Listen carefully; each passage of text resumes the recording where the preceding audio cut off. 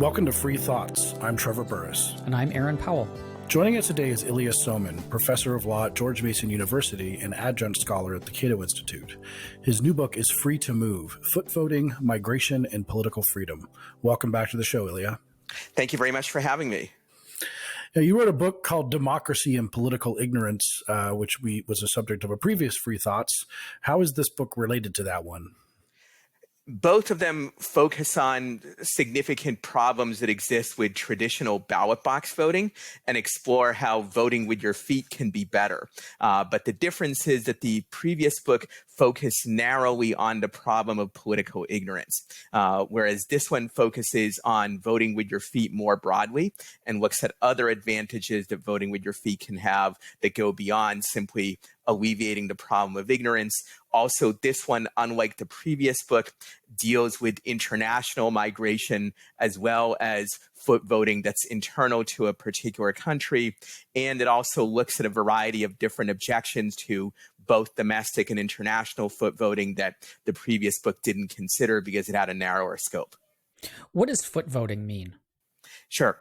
So you can vote with your feet in three different kind of ways, and all of them involve choosing what sorts of government policies you want to live under.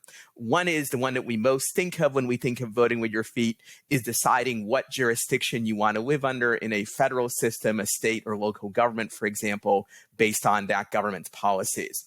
Another is foot voting through international migration, leaving one country and going to another because your new destination has better policies, maybe less oppressive and so forth. And then finally, you can vote with your feet in the private sector, for example, by choosing between private planned communities or by choosing various goods and services in civil society organizations in the private sector, many of which actually can provide services that are similar to those provided by regional or local governments. So the key thing that differentiates voting with your feet from ballot box voting is that when you vote with your feet, you make a choice that by itself has a high likelihood of making a difference. Whereas when you vote in an election, the chance that your vote will make a difference to the outcome is almost always infinitesimally small, about 1 in 60 million in a US presidential election.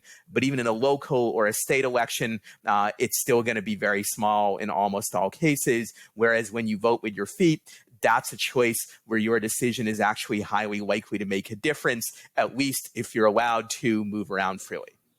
You have a personal instance of foot voting in your past that you write about in the book. I have more than one instance of foot voting in my past, but the big one in particular is that I'm originally from the Soviet Union. My parents very wisely chose to leave the Soviet Union in the late 1970s and go to the US. And out of that foot voting decision, almost everything good that has ever happened to me in my life is primarily the result of that decision. Whatever I have achieved is far less a consequence of my own talents and efforts than it is a consequence of the difference between the Soviet Union and the United States, or now between Russia and the United States. For all its flaws, the U.S. is vastly better. Let's get a little bit into the kind of, I think, maybe central idea of the book, which is why these things work better, these kind of decisions. And so there's some part where you go over some of the concepts in democracy and political ignorance. But what is wrong with voting in general?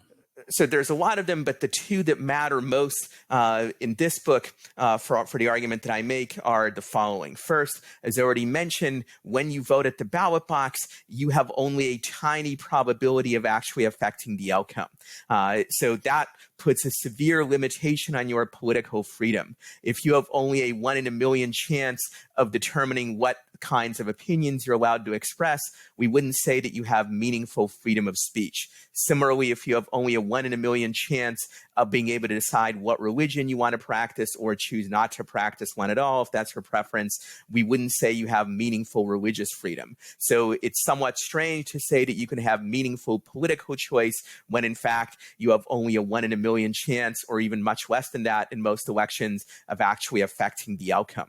Second, and closely related to it, precisely because when you vote at the ballot box, you have so little chance of affecting outcomes. That gives people incentives to be what scholars call rationally ignorant. That is, there's very little payoff to paying much attention to political information, to government and public policy, if your only reason for doing so is to be a better voter. And therefore, most of the public actually, in fact, does know very little about government policy, about the candidates, the parties, the issues at stake in elections. There's pretty overwhelming evidence for that. I discuss some of it in this book. I discuss it more fully in my previous book that you mentioned, Democracy and Political Ignorance. So we usually say that for important decisions in your life, there should be informed consent. For example, the American Medical Association requires informed consent before doctors can treat or operate on patients. On the other hand, there's almost never informed consent for government policies because voters have so little incentive to actually learn about the issues at stake. On the other hand, when you vote with your feet, you have much better incentive to be well informed precisely because your choice is one that has a high chance of mattering. If you're like most people, you probably devote more time and effort to deciding what television to buy or what smartphone to buy than you do to deciding who to vote for president or in any other election. It's not because your television is more important than who governs the country or that it deals with more complicated issues. It's because when you decide what television to buy, you know that's a choice that will make a difference. Whereas when you flip on the TV and you have the misfortune of seeing the president there, you know that your chance of affecting who that's going to be is almost non-existent. And so therefore, foot voting has two big advantages over ballot box voting. First, it's a decision that actually matters. And second, precisely because it matters, has a high chance of making a difference, you take it more seriously and people become better informed. They seek out more information than they would have otherwise. And they also do a better job of trying to evaluate that information in at least a reasonably unbiased way. Comparing voting and foot voting, I mean, it's consequential in the sense that if I move, it has a large impact on my life in a way that, you know, me, as you said, me voting traditional style in an election, it's vanishingly small chance it's going to do anything. But voting is also sending information. And I'm wondering about the noisiness of foot voting compared to traditional voting. That if I'm a governor of a state and people are leaving my state, that it doesn't tell me much about why they're leaving. And presumably I don't want them to leave unless I have some interest in diminishing the population of the state. But it's hard, unless I survey them, it's hard to tackle that problem, and that people leave a state for a lot of reasons, some of them political, some of them not. You know, like I left Colorado to move to Washington, D.C., but it wasn't because I objected to any of the political stuff in Colorado. It was because I happened to get a job in D.C., but that doesn't show up in the kind of foot voting aggregate information. So how does it meaningfully change policy if it seems so underdetermined from an informational standpoint? So I think there's really three issues here. One is that when you analyze this, you have to compare it to real-world ballot box voting. And it turns out that real-world ballot box voting also sends noisy signals. If you vote for Biden versus Trump or vice versa, you might do that for any number of different reasons. And the mere act of voting doesn't by itself tell you what your reason was. So maybe you voted because you prefer Trump's foreign policy or economic policy, or maybe it was for some other kind of reason. You know, you preferred a particular candidate's personality versus the opponent's. And in and of itself, the voting decision doesn't tell you the answer. You can try to use survey data to tease out the answer, but of course, we also have survey data on why people move. And we also have lots of other studies which discuss what kinds of government policies tend to attract foot voters and what kinds lead to outmigration. So interested governors or other state officials who want to adjust their policies to avoid losing foot voters and hopefully to attract more, they can study this data, and indeed some of them do. But let's assume the worst and say that they just totally ignore it and they don't pay attention to it. Still, there's tremendous advantages to foot voting because people still have the option of moving to other areas where the policies are ones that they like better. So they have more meaningful political choice, even if the options presented to them were not developed with the specific goal of attracting them in mind. And that's also an advantage over ballot box voting, where with ballot box voting, if your preferred candidate loses, you don't have a recourse at least during the period of time when the winning candidate will be in power. So it's important to compare the realistically feasible options on both sides. Finally, there is the argument, which I address in some detail in chapter 1 of the book, which says, well, foot voting isn't really political because often people move for reasons that are not caused by government policy, but rather they move for jobs or for housing or for other kinds of reasons. And here I have a couple of different answers to this. One is many of the so-called non-political reasons for moving are in fact heavily influenced by government policy. The availability of jobs certainly is, the availability of housing is, and the same thing is true of many other seemingly non-political things that potential foot voters might want. I don't deny that sometimes people's moves are influenced by things that are completely or almost completely unaffected by government policy, such as the weather, but a very high proportion of the moving that we see is at least partially related to government policy. That's definitely true for internal migration. It's even more true for international migration, where it's overwhelmingly policy driven. So yes, the signal can be somewhat noisy, but it's at least equally noisy for ballot box voting. And when you vote with your feet, at least people more carefully think through the decisions that they make.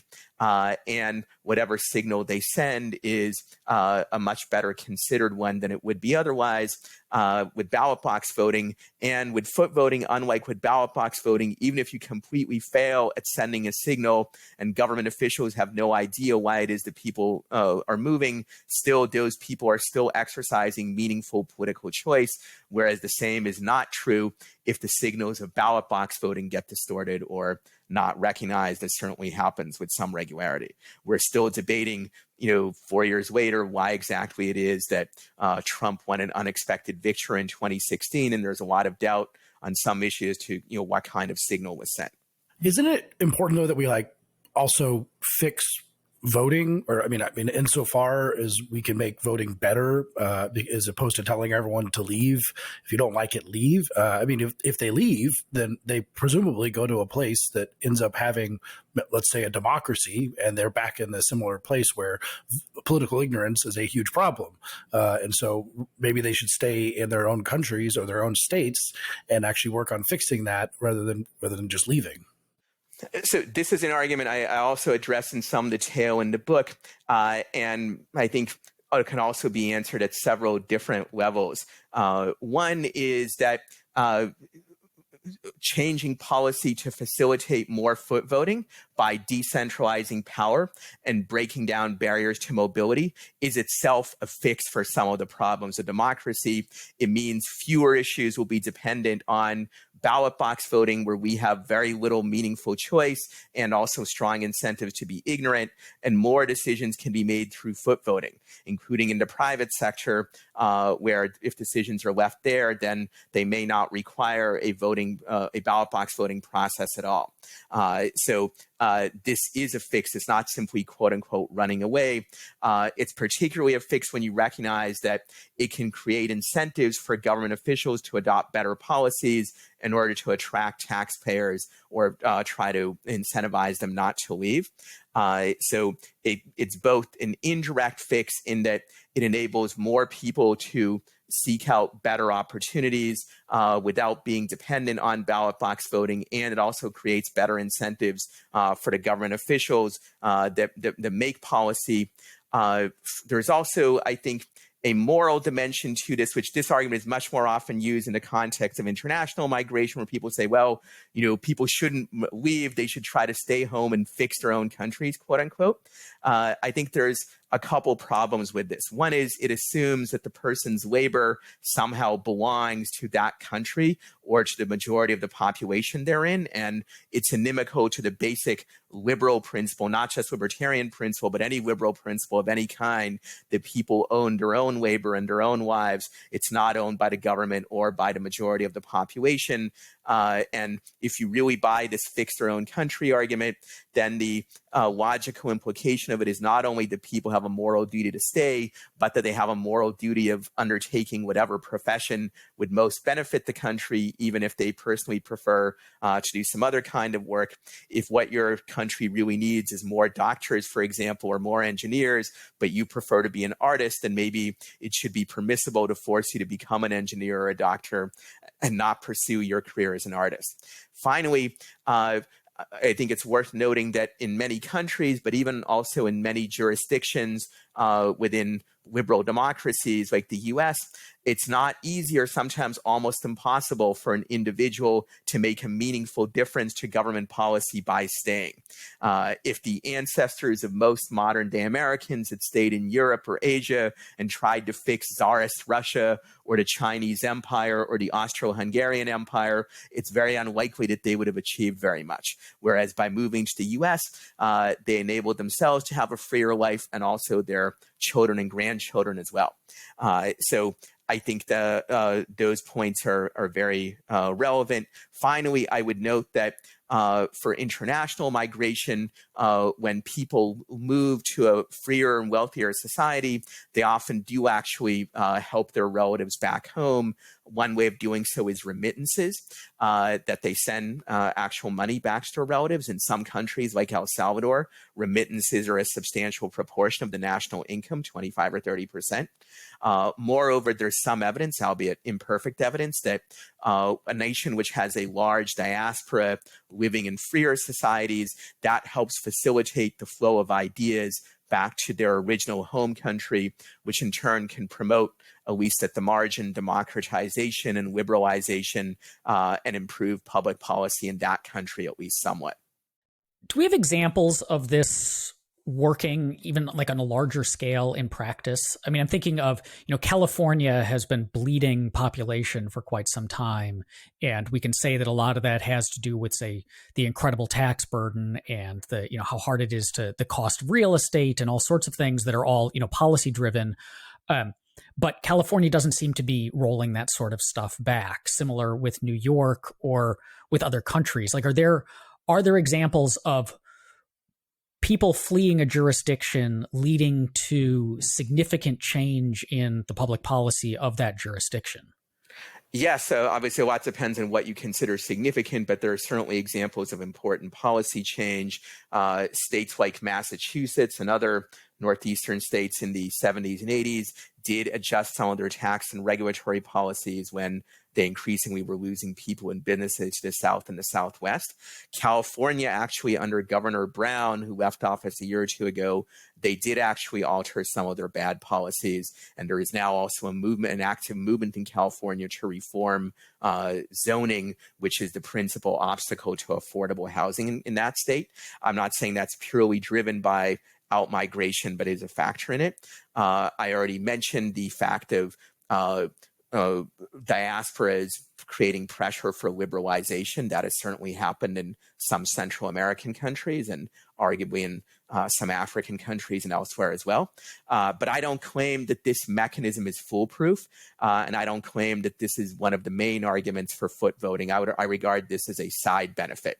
Even if the home jurisdiction doesn't change at all, or your initial home jurisdiction doesn't change at all, giving people an opportunity to vote with their feet is still an enormous benefit for both human freedom and also for economic well-being as well. Indeed, the more resistant to change the initial jurisdiction is, the stronger the case for maximizing foot voting opportunities.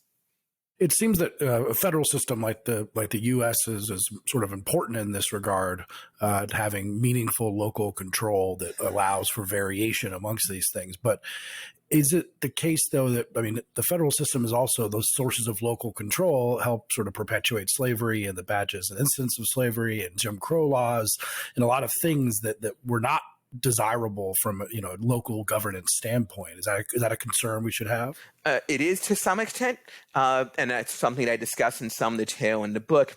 In the case of slavery, which I actually mentioned near the start of the book, and talk about Frederick Douglass, who of course was both a great opponent of slavery, but also, this is less well known about him, a champion of free international migration, because he saw the two actually as linked.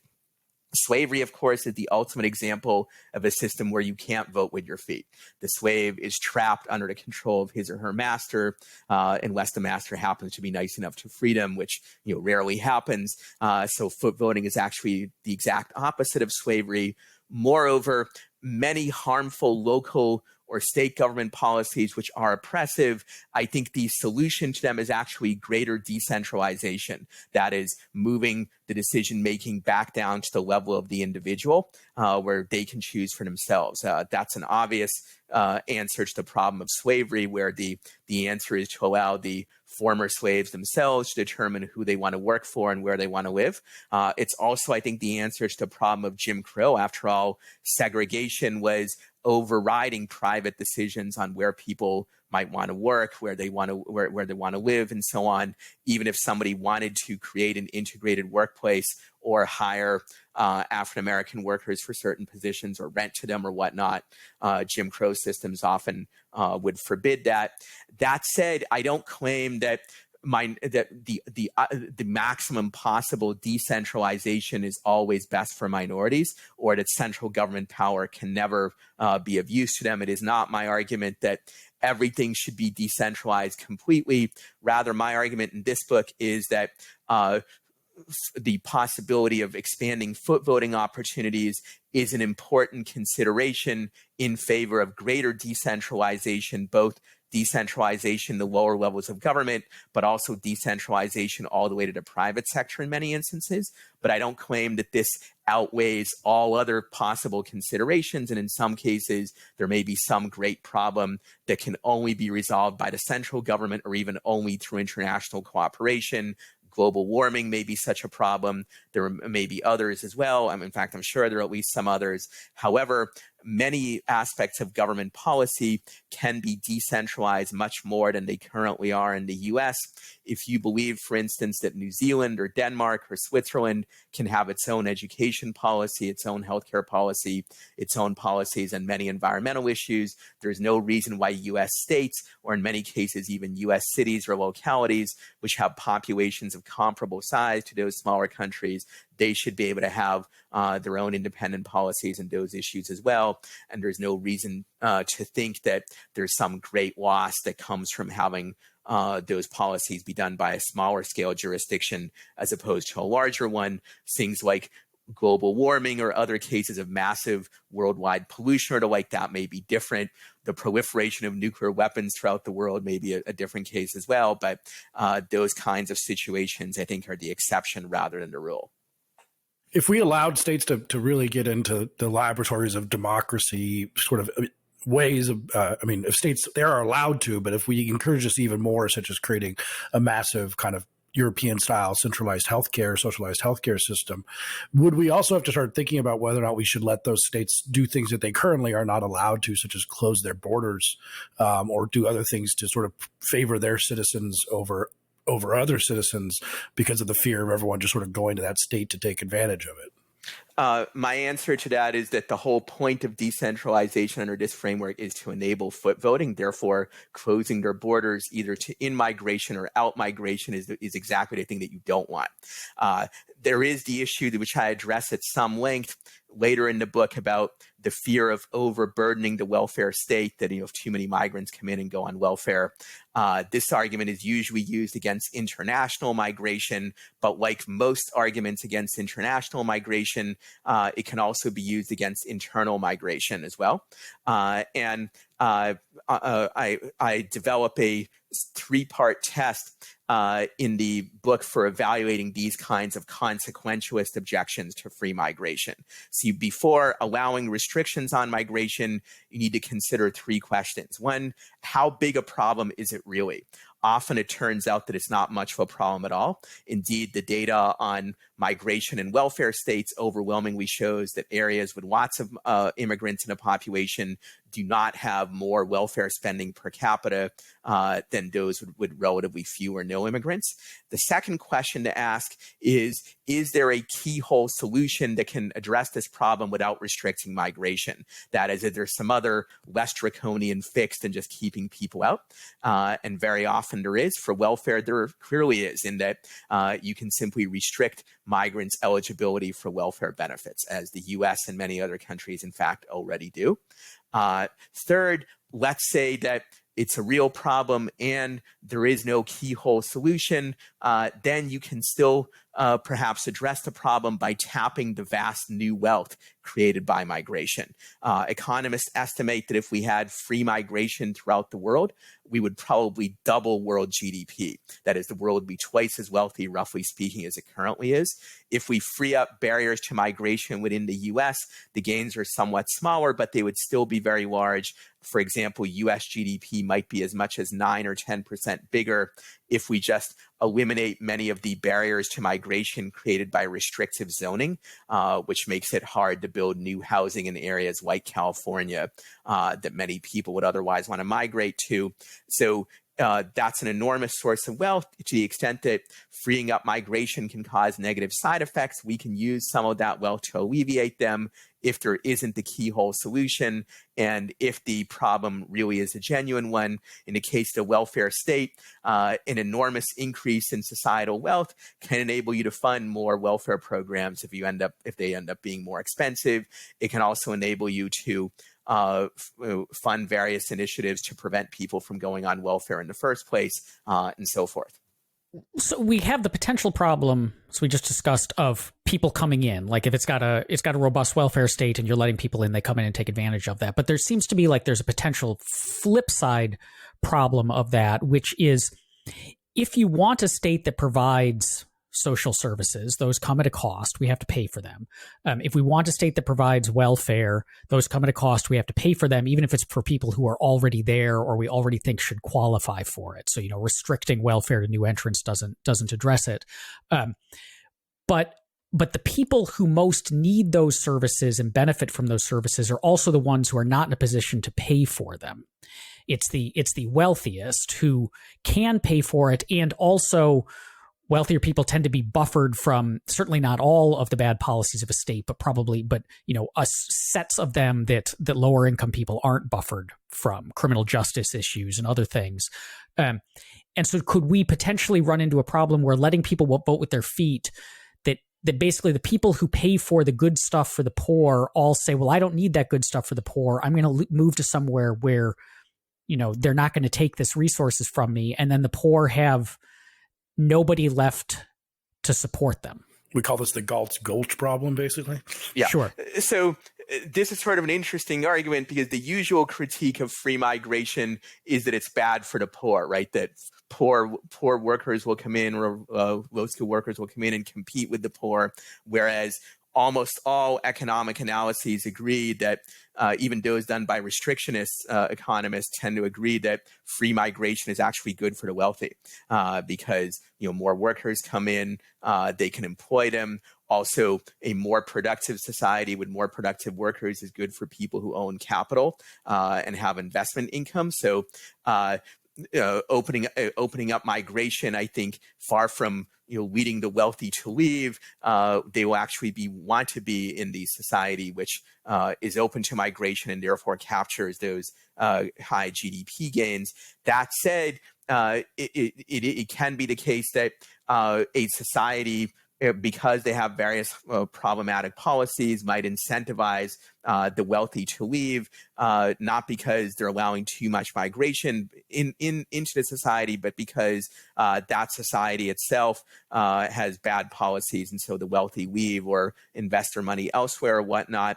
On this, I would make the same kind of points I made before, which is that whether somebody is wealthy or whether they're poor, they're not morally required to stay in a particular society and try to service it. The wealthy own their labor much as the poor do.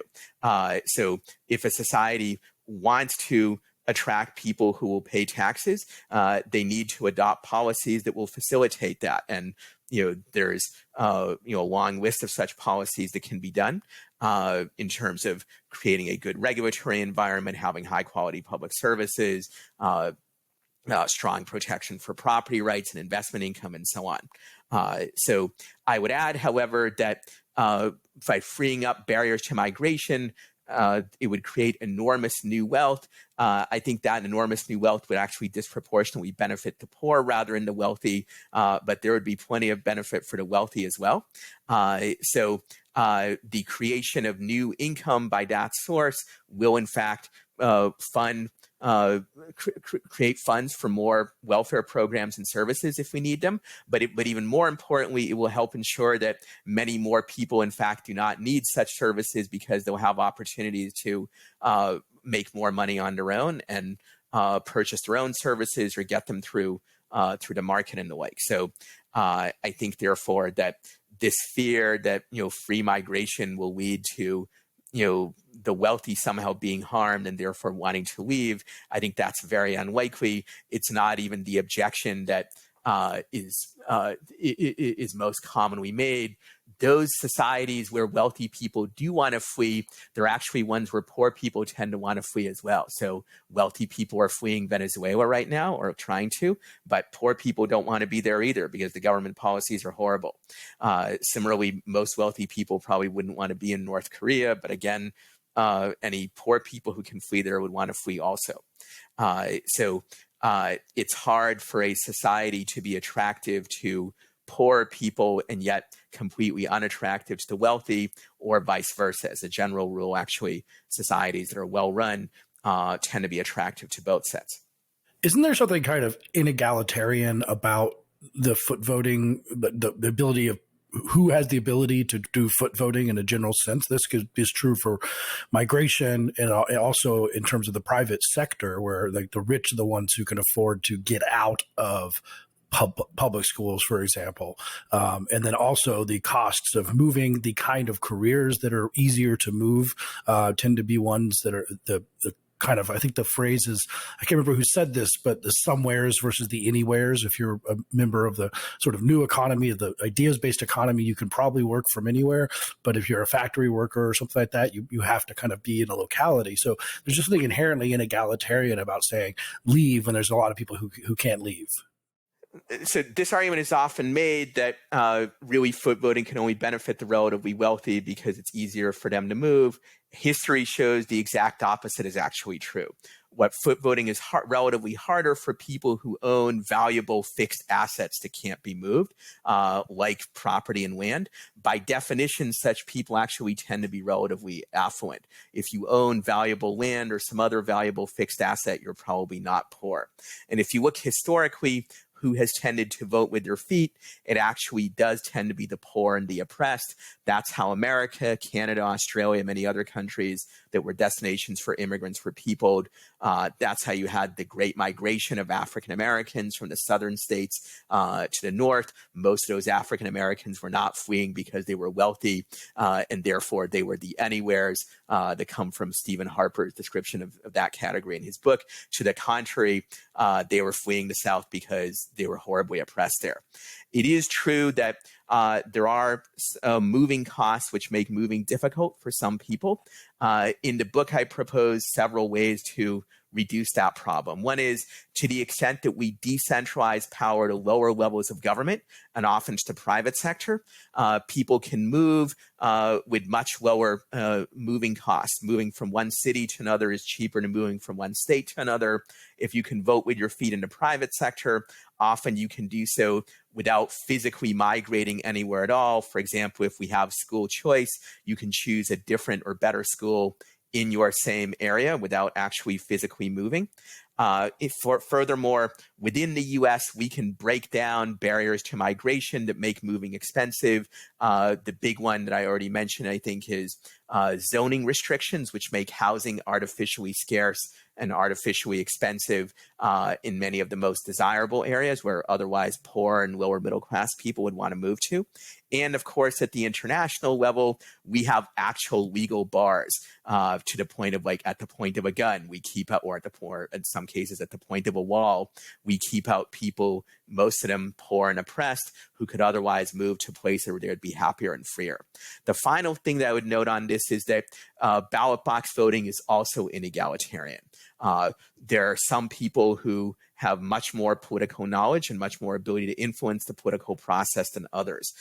In the book, I note that studies show that obviously people who participate in politics at a level that goes beyond simply voting, but also includes things like lobbying, political activism, and so forth, only about 25% of the population engages in that kind of activity at all.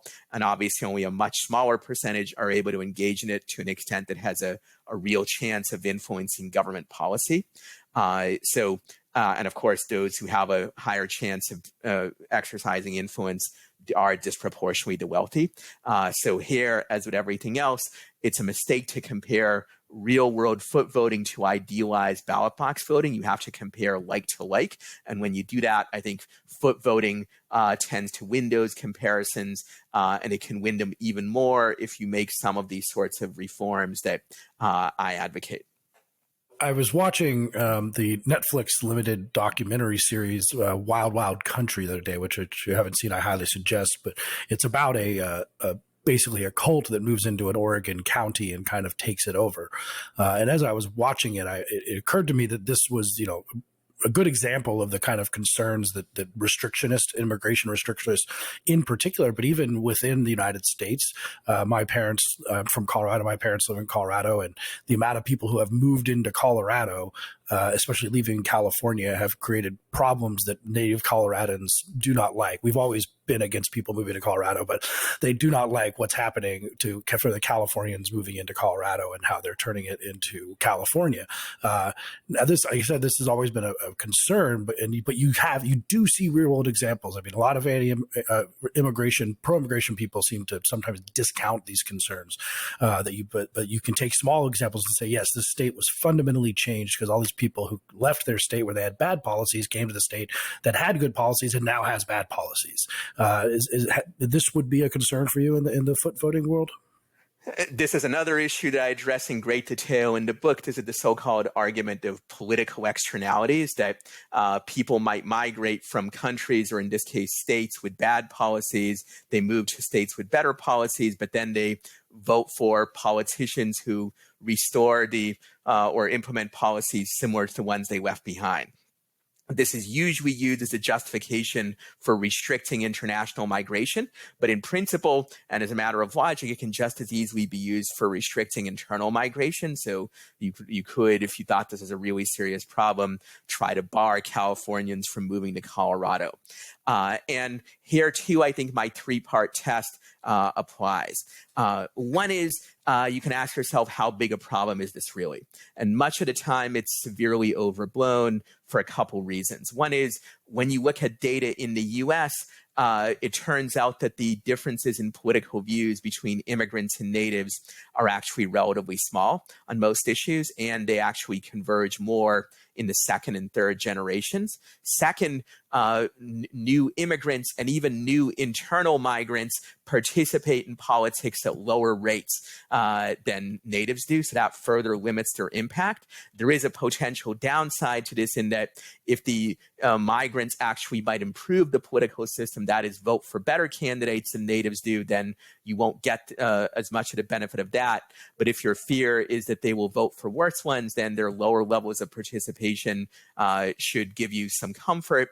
Finally, I would note that the number of migrants relative to natives would have to be extremely large for them to make a difference, and they would have to be extremely skewed towards one set of political views. So if immigrants make up 10% of the population and 60% of them are Democrats and 40% are Republicans, even if the immigrants vote at the same rate as natives and they instantly get the vote, that's only a 2-point swing in terms of the overall election, which is not that much. And of course, in the real world, they often don't vote at the same rate as natives, and 10% is actually a very high number, and so on.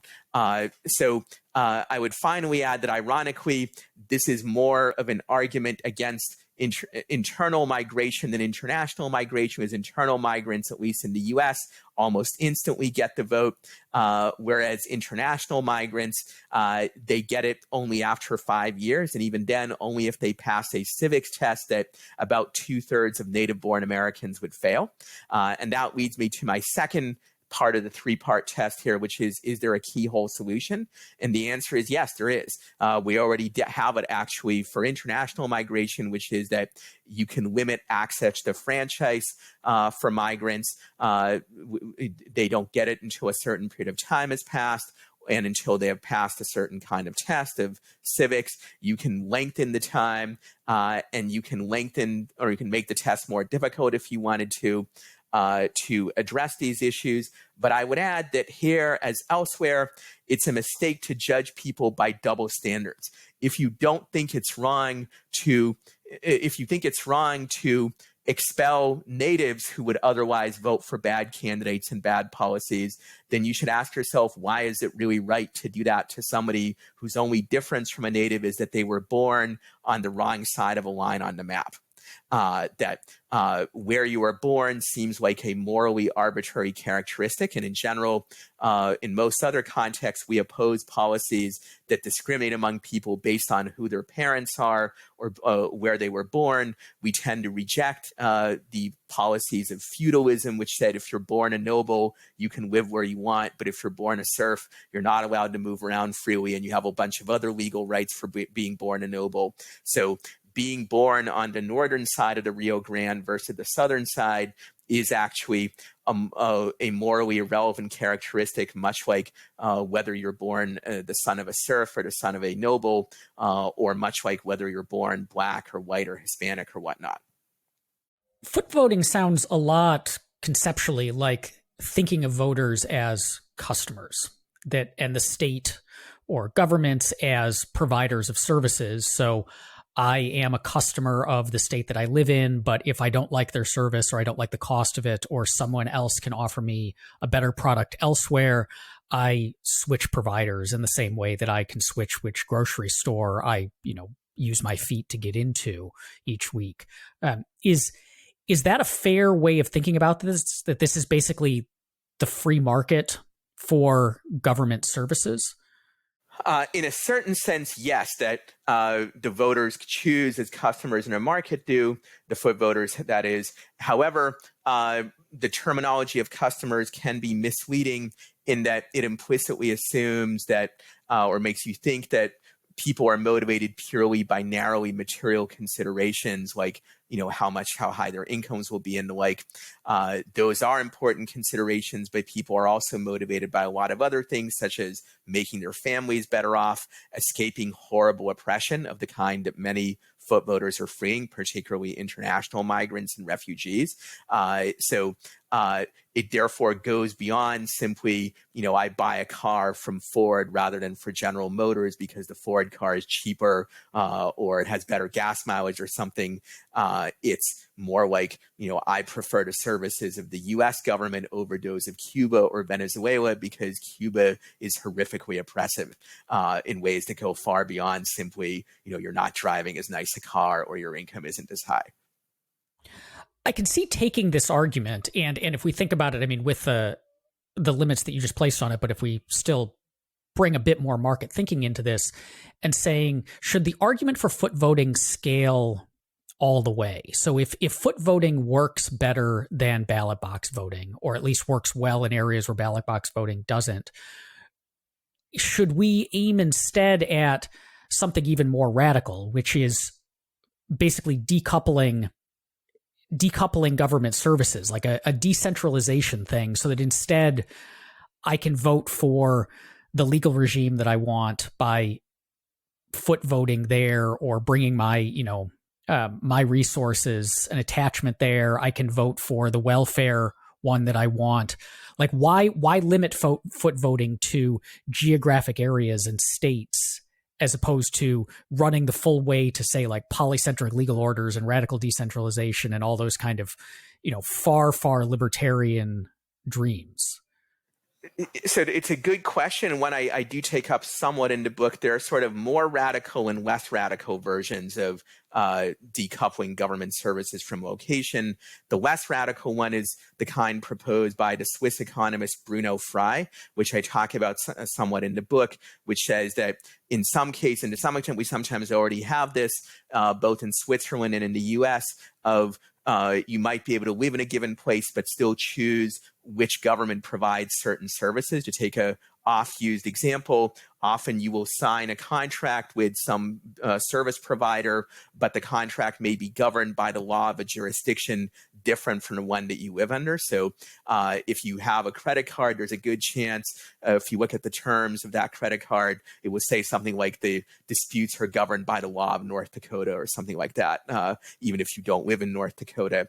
And as I note in the book, to the extent this is feasible, this would be a desirable reform and would further increase the benefits of foot voting. However, there might be practical limitations on it, such as it may be that some types of services only work if they go together as a package deal, and they're hard to separate. And also some types of services, there might be incentive problems, such as collective action problems, public goods problems, and the like. Now, in the more radical version of this argument, as some libertarian anarchists have been arguing for many years now, maybe you would want to abolish government coercion entirely and just leave everything to the private sector.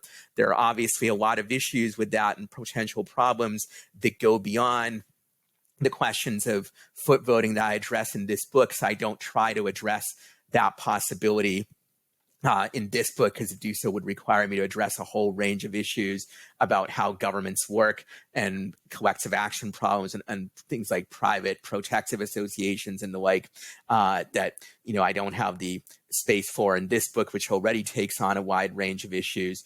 I would note, however, that everything I advocate in this book, unlike many things that anarchists advocate, everything I advocate in this book is compatible with what we would consider normal real-world governments operating more or less as they actually do. All I advocate specifically in this book is breaking down various barriers to mobility and various policies to deal with potential negative side effects, which are actually similar, albeit in some case on a larger scale, but they're similar to policies that already exist in many nations. The good thing, one of the good things I think about my approach compared to something like anarchism is that what I advocate can be done without a completely radical reordering of the world. Moreover, what I advocate can be done incrementally. So even if you can't go all the way to full open borders, you can break down barriers to mobility much more than is the case today. Even if you don't completely abolish internal constraints on mobility like exclusionary zoning, you can certainly have less exclusionary zoning than we do now. Similarly, you can have greater decentralization of power to regional and local governments, a greater role for the private sector.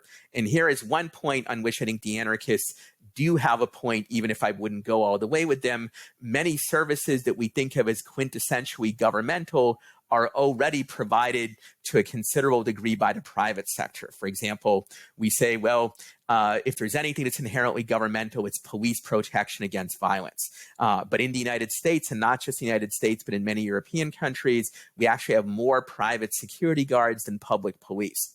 So security can be privately provided, maybe not all security, maybe not to the same extent, but we can incrementally increase opportunities for people to get private security, including through private planned communities, by expanding opportunities for people to make use of those. And that can be done without anything as radical as complete abolition of public police or public courts. You might say, well, the private security guards may make mistakes or be abusive. But of course, we have those problems with public police as well. We've had many notorious incidents with police engaging in excessive use of force. So here as elsewhere, we want to compare like with like, and we want to compare sort of realistically feasible private institutions and realistically feasible decentralization and foot voting versus public institutions that also are realistically feasible, as opposed to idealized police or idealized ballot box voting and so forth. We're recording this in week 7,043 of quarantine lockdown, and that's going to change and has been changing many aspects of life. But maybe one thing that could come out of this, we've seen some relaxation of some licensing laws and some things that you advocate are restraints on mobility, but we also might see people starting to think that they don't actually have to be in a location to work their job, perhaps. Do you see the future of foot voting like being a little bit brighter after this, possibly, after this horrible time we're in? In the short run, unfortunately, I see it as being darker because many nations, including the U.S., have enacted migration restrictions, either because of the COVID or using COVID as a pretext. We actually right now have the most severe restrictions on international migration and to some extent even on internal migration in all of American history. The U.S. has never in its entire history been more closed to immigration than it is right now, thanks to Donald Trump's policy announced in April. And to the extent that these kinds of economic crises give a boost to nationalism, and nationalism tends to be inimical to international migration. In the short run, I think things will get worse before they get better. I hope I'm wrong about that. And in some of my writings recently, I've talked about why it's actually a mistake to enact migration restrictions as a result of pandemics, but that's the direction we seem to be going in, at least in the short run. In the long run, maybe things will be different.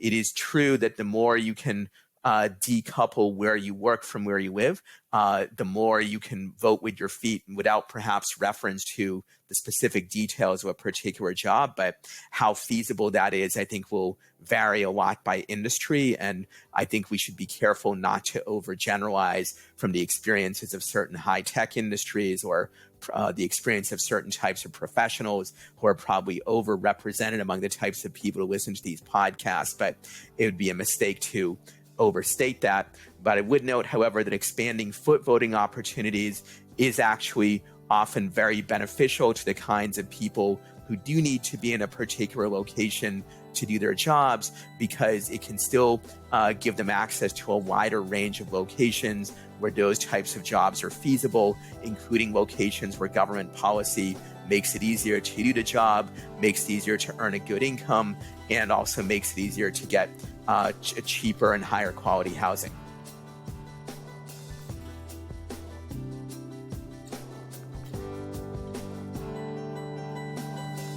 Thank you for listening. If you enjoy Free Thoughts, make sure to rate and review us in Apple Podcasts or in your favorite podcast app. Free Thoughts is produced by Landry Ayers. If you'd like to learn more about libertarianism, visit us on the web at www.libertarianism.org.